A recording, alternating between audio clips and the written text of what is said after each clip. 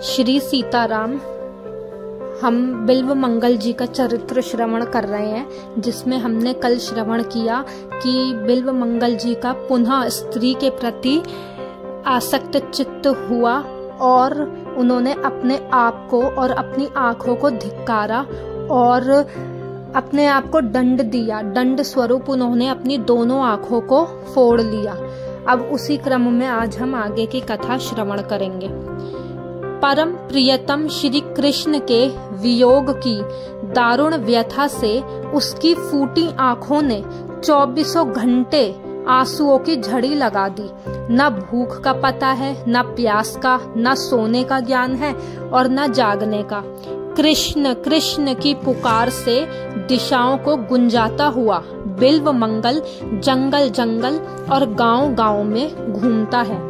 जिस दीन बंधु के लिए जानबूझकर आंखें फोड़ी, जिस प्रियतम को पाने के लिए ऐश आराम पर लात मारी, वह मिलने में इतना विलंब करे, यह भला किसी से कैसे सहन हो। यदि आजकल सा कोई स्वार्थी भक्त होता तो वह भगवान को कोसते कोसते ही पिंड न छोड़ता। भक्ति का त्याग तो कभी का कर चुका होता, पर जो सच्चे प्रेमी होते हैं वे प्रेमास्पद के विरह में जीवन भर रोया करते हैं। सहस्रों हजारों आपत्तियों को सहन करते हैं, परंतु उस पर दोषारोपण कदापि नहीं करते। उनको अपने प्रेमास्पद में कभी कोई दोष दिखता ही नहीं। मेघ जल न बरसाकर पत्थरों की वर्षा से चातक की एक एक पांख को तोड़ डाले तो भी क्या चातक उस पर नाराज होता है।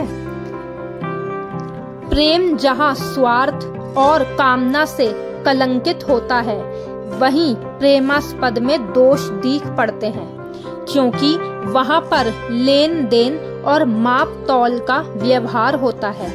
परंतु जहाँ निर्मल प्रेम का अगाध समुद्र है, वहाँ तो एक प्रेम के अतिरिक्त और किसी का अस्तित्व ही नहीं रहता। ऐसे प्रेमी के लिए प्रेमास्पद को कभी चैन नहीं पड़ता, उसे दौड़कर आना ही पड़ता है। आज अंधे बिल्व मंगल कृष्ण प्रेम में मतवाला होकर जहाँ तहाँ भटक रहा है। कहीं गिर पड़ता है, कहीं टकरा जाता है। अन्न जल का तो कोई ठिकाना ही नहीं।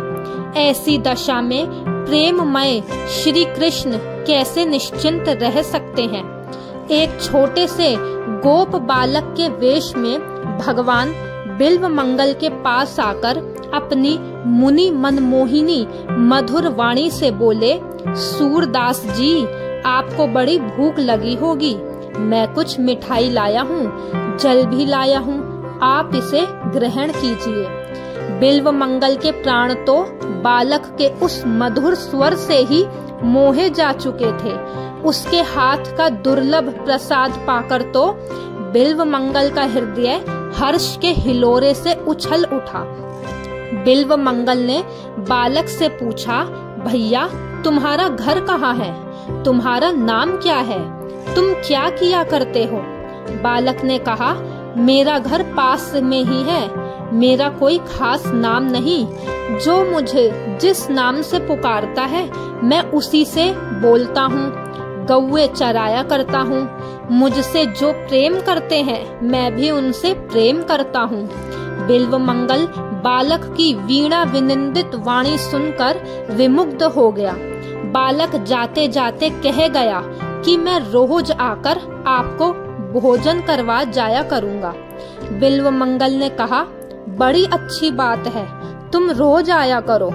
बालक चला गया और बिल्व मंगल का मन भी साथ लेता गया। मनचोर तो उसका नाम ही ठहरा। अनेक प्रकार की सामग्रियों से भोग लगाकर भी लोग जिनकी कृपा के लिए तरसा करते हैं, वही कृपा सिंधु आज बिल्व मंगल को अपने कर कमलों से भोजन करवाने जाते हैं। धन्य है, भक्त के लिए भगवान क्या क्या नहीं करते। बिल्व मंगल अब तक यह तो नहीं समझा कि मैंने जिसके लिए फकीरी का बाना लिया और आंखों में कांटे चुभाए, वह बालक वही है। परंतु उस गोप बालक ने उसके हृदय पर इतना अधिकार अवश्य जमा लिया कि उसको दूसरी बात का सुनना भी असहन हो उठा। एक दिन बिल्वमंगल मन ही मन विचार करने लगा कि सारी आफतें छोड़कर यहाँ तक आया, यहाँ यह नई आफत आ गई। स्त्री के मोह से छूटा तो इस बालक ने मोह में घेर लिया। यूं सोच ही रहा था कि वह रसिक बालक उसके पास आ बैठा और अपनी दीवाना बना देने वाली वाणी से बोला, बाबा जी चुपचाप क्या सोचते हो, वृंदावन चलोगे? वृंदावन का नाम सुनते ही बिल्वमंगल का हृदय हरा हो गया, परंतु अपनी असमर्थता प्रकट करते हुए बोला कि भैया मैं अंधा वृंदावन कैसे जाऊं? बालक ने कहा, यह लो मेरी लाठी, मैं इसे पकड़े पकड़े तुम्हारे साथ चलता हूँ। बिल्वमंगल का मुखड़ा खिल उठा। लाठी पकड़कर भगवान भक्त के आगे आगे चलने लगे। धन्य दयालुता, भक्त की लाठी पकड़कर मार्ग दिखाते हैं। थोड़ी सी दूर जाकर बालक ने कहा, लो वृंदावन आ गया, अब मैं जाता हूँ। बिल्वमंगल ने बालक का हाथ पकड़ लिया। हाथ का स्पर्श होते ही सारे शरीर में बिजली सी दौड़ गई। सात्विक प्रकाश से सारे द्वार प्रकाशित हो उठे। बिल्वमंगल ने दिव्य दृष्टि पाई और उसने देखा कि बालक के रूप में साक्षात मेरे श्याम सुंदर ही हैं। बिल्वमंगल का शरीर रोमांचित हो गया। आंखों से प्रेमाश्रुओं की अनवरत धारा बहने लगी। भगवान का हाथ उसने और भी जोर से पकड़ लिया और कहा कि अब पहचान लिया है, बहुत दिनों के बाद पकड़ सका हूँ। प्रभु अब नहीं छोड़ने का। भगवान ने कहा, छोड़ते हो कि नहीं? बिल्वमंगल ने कहा, नहीं, कभी नहीं, त्रिकाल में भी नहीं। भगवान ने जोर से झटका देकर हाथ छुड़ा लिया। भला जिनके बल से बलान्वित होकर माया ने सारे जगत को पद दलित कर रखा है, उसके बल के सामने बेचारा अंधा क्या कर सकता था? परंतु उसने एक ऐसी रज्जू से उनको बांध लिया था कि जिससे छूट कर जाना उनके लिए बड़ी टेढ़ी खीर थी। हाथ छुड़ाते ही बिल्वमंगल ने कहा, जाते हो पर स्मरण रखो, हाथ छुड़ाए जात हो निर्बल जान के मोही, हृदय ते जब जाहुगे सबल बंदोगो तो ही। भगवान नहीं जा सके, जाते भी कैसे?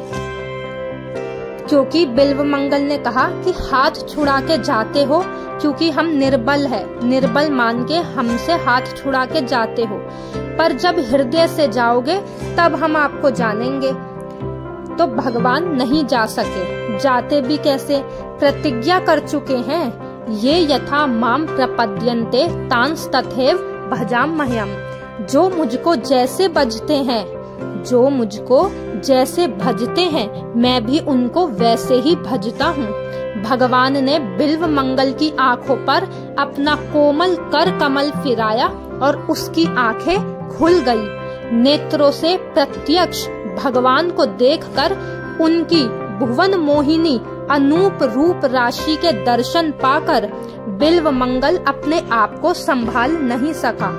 वह चरणों में गिर पड़ा और प्रेमाश्रुओं से प्रभु के पावन चरण कमलों को धोने लगा। भगवान ने उठाकर उसे अपनी छाती से लगा लिया। भक्त और भगवान के मधुर मिलन से समस्त जगत में मधुरता छा गई। देवता पुष्प वृष्टि करने लगे, संत भक्तों के दल नाचने लगे। हरि नाम की पवित्र ध्वनि से आकाश परिपूर्ण हो गया। भक्त और भगवान दोनों धन्य हुए। वैश्या चिंतामणि, सेठ और उनकी पत्नी भी वहां आ गई। भक्त के प्रभाव से भगवान ने उन सबको अपना दिव्य दर्शन देकर कृतार्थ किया। बिल्व मंगल जीवन भर भक्ति का प्रचार कर भगवान की महिमा बढ़ाते रहे और अंत में गोलोक धाम में पधारे। बोलो भक्त और उनके भगवान की जय। श्री सीताराम।